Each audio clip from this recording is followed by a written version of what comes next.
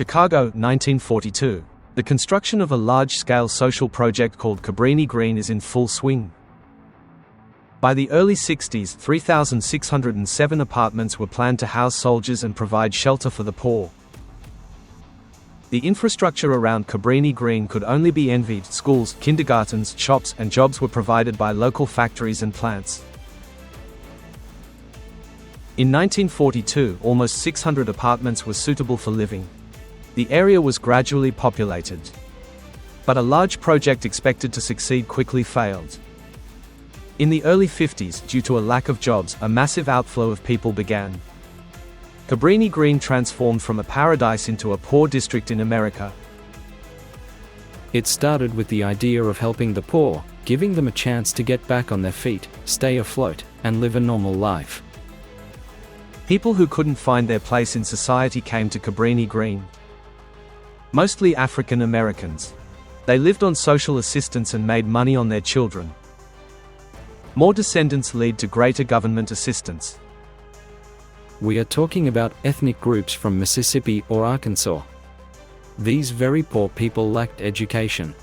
Imagine they arrived in a district abandoned due to job scarcity. It's chaos. By 1969, Cabrini Green had turned into a garbage dump. The houses were in disrepair, broken windows, clogged garbage chutes, malfunctioning elevators, and landfills on playgrounds. More precisely, on their leftovers. The authorities just built more blocks instead of taking action. Cabrini Green was becoming like a ghetto. According to the U.S. Department of Housing and Urban Planning, in 1975, at the peak of the population of Cabrini Green, 75,000 people lived there. 95% were dependent. The average family was a dark-skinned single mother with 3 children. Such conditions attracted the attention of black street groups. Each gang controlled its own territory after dividing the buildings. Sometimes 5 gangs operated on the same street. Drugs were there at every turn, with a wide variety of assortments. Most of them, when choosing such a lifestyle, think that we tried to find a job here, but society does not pay attention to us. Then we will create our own underground society, with its own economy. In fact, they themselves rejected any attempts to return to normal life. In 1970, 2 police officers were sent to Cabrini Green for observation, Anthony Risotto and James Severin. They visited the fields near the houses one evening. As soon as the cops entered the open area, they were shot by snipers. In 1973, Larry Hoover appears on the horizon, a street thug who in 2 years will turn the black gangsters from Cabrini Green into a powerful formation called Gangster Disciples. And all control and logistics will take place from a steel cage. In 1973, Larry Hoover, along with an accomplice, shot a small dealer for stealing drugs and money. He was sentenced to up to 200 years at Stateville Correctional Center. Imprisonment in prison helped Hoover create a gang called Folk Nation in 1978. This group will unite dozens of different street and prison gangs of different races. They all obeyed the Gangster Disciples, then one of the largest U.S. criminal groups. Larry Hoover wrote notes and passed instructions to his soldiers through visitors, where he clearly and described each step in order for the gang to develop. The goal was to become kings in Cabrini Green. First step, monopolize drug sales in the district. Sellers had to pay a tax of 70% of the daily rent. Such rent was taken not from the whole gang, but from each dealer. Larry Hoover was the boss of all bosses. He has a gang, and that gang has another one working for them. And so on to the very bottom. And each group has its own leader. Hoover also came up with the gang code. It had 16 rules: don't steal from your people, avoid drugs, respect group members, maintain secrecy, and don't work with cops. There are also the so-called 5P rules. Proper means that you can only own what belongs to you. Preparation requires to always have a backup plan. Prevents means to always be vigilant. Poor to never forget who you are and who you were. Performance, there is no need to explain. Violence and discipline. They used these 2 concepts both inside and outside the gang. This was true for enemy gangs. Gangster Disciples relied on intimidation and severe beatings for survival. Punishments existed for daredevils who violated the code and rules. Method 50 in the chest involved beating the offender 50 times in the chest with fists. Enemy gang members were knifed. Another type of massacre is called Pumpkinhead Deluxe. Despite brutal methods, the Gangster Disciples' ranks are constantly replenished. Some participants are teenagers recruited in schools. The rest are guys from local areas. Everyone is offered easy earnings. And it's really hard to refuse. If your dependent mother can't afford food, you might resort to selling drugs for income. I joined a gang due to friends. I saw those fashionable clothes. They arrived at school in new sneakers. I wanted to have the same. This gang is expanding at the fastest rate I've ever seen. Their number is simply astronomical. A highly profitable business enabled the rapid expansion. Disciples sold drugs. The goods were sold in houses. A coordinator is assigned to each block. A person responsible for supplies and control. There are observers around the house. They monitor the area for cops or enemies. Dealers operated inside. Each type of drug has its own flaw for two reasons. First, it is more convenient and faster. Second, the loss of goods due to police raids is smaller. Cops cannot cover several floors. Usually only 5 to 10 cops come to the raid. Marijuana is on the ground floor on the left side of the house. Cocaine is in 4th floor. Heroin is in 9th floor. We controlled elevators. Someone was there to guide people. Residents go home, buyers go to the floors. In the late 70s, gangsters earned from $3,000 to $5,000 a day. Per dealer. Sales took place 24/7. Obviously, this attracted the attention of other groups. The frequent shootings led gang members to make residential buildings into fortresses. Bricked-up entrances, small window holes, and huge bars on lower floors. You never know where it will come from. You see only a small hole in the window. All you hear are gunshots. Many gangs held control over the districts.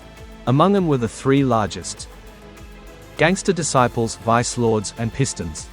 The constant shooting turned Cabrini Green into a Wild West. People had to sleep in bathrooms so as not to get under fire at night. In their attempts to outdo each other, gangsters used shotguns, rifles, and semi-automatic pistols like Tech-9. No one used Glocks. Semi-automatic fire enabled a lead shower, forcing the enemy to stay in cover. Shootings often involve control and drugs. Like in Mafia, everyone has call signs. All is built on violence and discipline. Snipers conducted the most dangerous and unexpected shootouts. Gangs positioned members on rooftops. Fire was opened at the slightest threat. Often they even shot at doctors. The source of the shots was impossible to identify. All buildings were identical. My first week at Cabrini Green. I patrolled the area. I heard a shot. I couldn't figure out where it came from. I heard another one. The guy in the hood opened fire. I thought then, I can't believe it.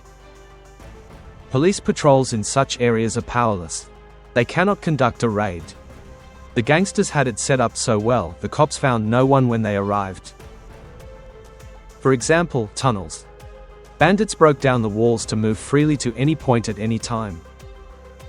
Include rooftop watchers who report before the police car arrives.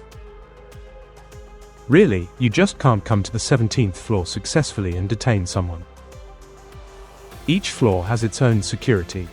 They are in fortresses. There is another problem. People cooperate with gangsters, not betray. Not of their own free will. It's unrealistic to refuse them. Gangster Disciples know all about the residents. If you say no, you can run into trouble. They routinely hide weapons in innocent people's apartments. It can be an elite lady or a woman with children. They keep their weapons with such people. In 1981, Chicago Mayor Jane Byrne decided to draw public attention to Cabrini Green. She wanted to prove that these areas are not scary. They can be changed. Byrne and her husband moved there for 3 weeks. In one of the houses, Before her arrival, cops closed several criminal bars in the area and arrested a dozen gangsters. Jane Byrne called Cabrini Green quiet and peaceful after her stay. Indeed, shooting stopped during the mayor's residence. But as soon as Byrne left, the war continued and was accompanied by protests. People believed such a step was just political PR. I won't tell you that I didn't feel any danger there. Not because I thought nothing bad would happen. My husband and I were careful and took all necessary measures. This is what you do every day, try to be careful. Gangster Disciples managed to avoid trouble thanks to a well-built structure. The main one is the boss, Larry Hoover. He has street and prison heads under his command. They connect prison and street. Below are the overseers. They follow the gang's affairs and have 2 deputies. Coordinators are responsible for drugs and taxes from dealers. The bouncers knock out debts. And the lowest, soldiers or street bandits.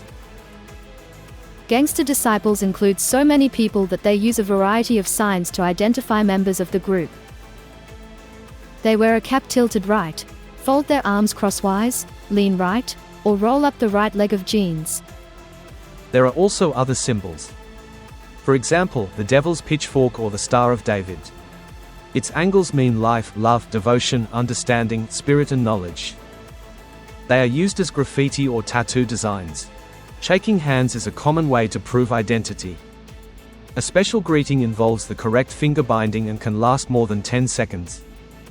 In 1985, Cabrini Green was shaken by a terrible incident. During a shootout, a bullet hit 9-year-old Lakita Crosby. She was reanimated. Shooter Lawrence Taylor made a deal with Lakita's uncle, Gerald Crosby. If the girl survives, they'll continue the war. Otherwise, Gerald will go to the police. Lakita did not survive. The killer was detained. Gerald did not survive either. He broke the gang rule. He was killed by his own people. Any problem is solved only between gangs. That's it. We never involve the police in this. In 1989, an internal struggle broke out. Some gang members aimed to seize control of Cabrini Green. So Gangster Disciples were divided into 2 camps. The more territories they had, the more violence spread. They tried to put their dealers and, accordingly, make more money. The active phase of the war lasted until 1991. It turned into minor skirmishes until 1992. Children also suffered from street confrontations. 7-year-old Dantrell Davis was led to school by mother. Crossing the road, the boy was shot in the head.